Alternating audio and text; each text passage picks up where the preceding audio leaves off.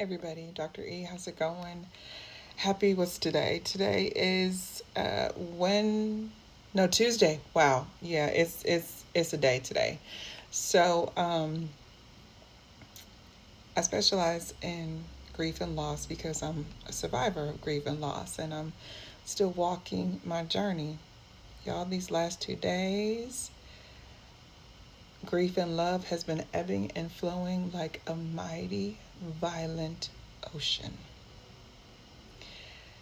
So yesterday, my daughter and I, we were in BJ's here in Waxahachie, the new one that just opened up, right? And we're done at the store, y'all. I'm getting ready to walk to check out. And I see this gentleman that could have been my dad's twin before he suffered the stroke and got sick. And I'm in mature grief, right? So it's been 5 years. Actually, crazy, getting ready to be 6 in December.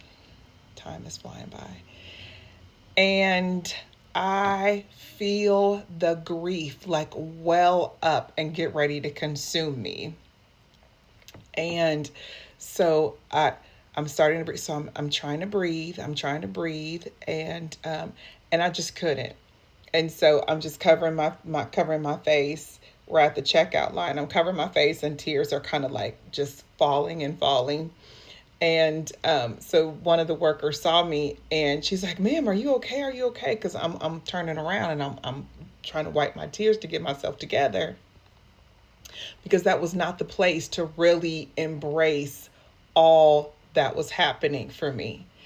And so then my daughter proceeds to tell the lady, she's like, "Oh, there's a man that looked like her dad," and reminded her of her dad, and she's just having a moment. And so later when we got home, I told her, I said, "Why did you feel the need to do that?" She didn't. I waved her off like, "I'm good, leave me alone," and then you proceeded to like explain as if there was something wrong with me. There was nothing wrong with me, but this just proves my point. And what David Kessler says too, that we are a grief illiterate society, and our grief makes other people uncomfortable because they don't know how to handle maybe perhaps their own grief, or when someone else is really uncomfortable or whatever, right? And so today I had a client that I'm working on, that I'm working not on, that I'm walking with, I should say, walking with on his grief. He lost his wife almost 3 months ago, and he's like, "It'll be 90 days and such a day," and I'm just kind of like, okay. And just kind of had to share my story. Just because you're going to be moving from acute grief to early grief doesn't mean the experience is going to be any different. So I was just honest. I said, so let me just tell you something. I said, so when I went from 90 days to the 91st day, I said, there was no difference in my responses. Like, it was still just as powerful and painful as acute as it was early. And then today, so working with him, and I'm looking at some of the questions and all this stuff, and I was like, hey, I thought about this. I was looking at another one of my grief grief workbooks, and I said, what about a memory jar? So I explained what that was, and he was like, oh, okay, I think I could do that. I was like, okay, great. So try that.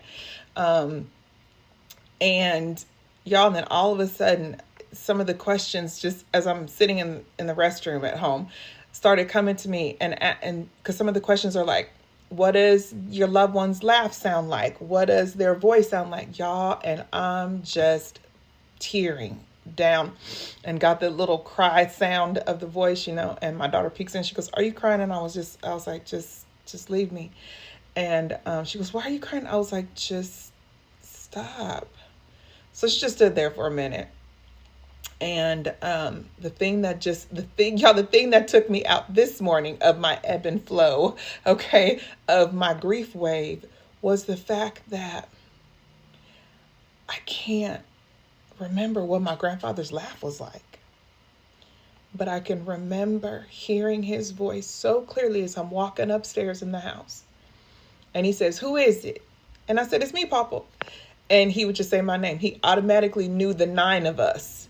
apart. Granted, there were 6 boys and 3 girls, but still he knew me from my other two female cousins.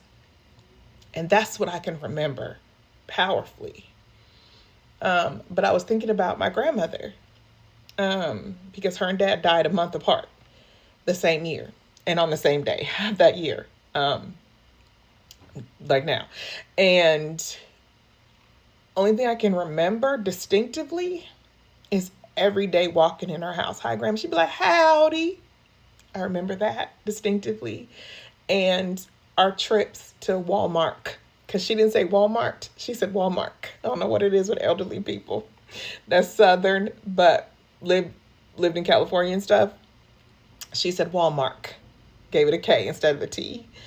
And when we and my daughter were walking through BJ's yesterday, I was thinking to myself, I was like, I would give anything to be able to walk through the store with her just one more time. Even if it was Walmart or if it was BJ's. And because those are my favorite things I would love to do. I would go and pick her up if I was done with practicum. And like, I'm here with you. What you want to do? Can we go to Walmart? I don't want to take all your day. I said, Graham, it's me and you. I'm done with clients for today. I said, I'm done with practicum for the day. And I said, I don't have anything better to do than spend time with you. Y'all would give anything to do that one more time.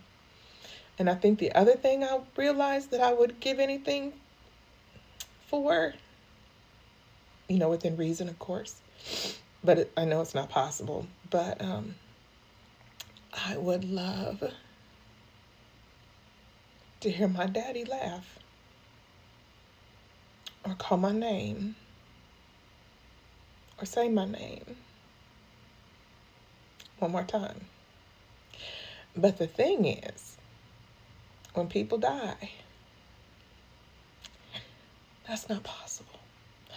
So, and they're not coming back from glory to come and talk to me, nor would I want them to. So just know that time doesn't mean that you're going to be better with your ebbs and flows of your grief ocean of love. It is going to be whatever it is on the day and the moment, no matter what you're doing, what you're thinking, what you're feeling or not thinking, that it's going to roll in. And sometimes it's a little stream or a river. And for me, these last couple of days, mine has been violent ocean of love waves. So grief has been grieving and love has been loving these last few days for me. So I just kind of wanted to share that and to remind you guys, be patient with yourselves, love yourself, give yourself grace and all the patience and all the compassion and the love that you're going to need for walking this life journey called grief and love. Dr. E. Till next time.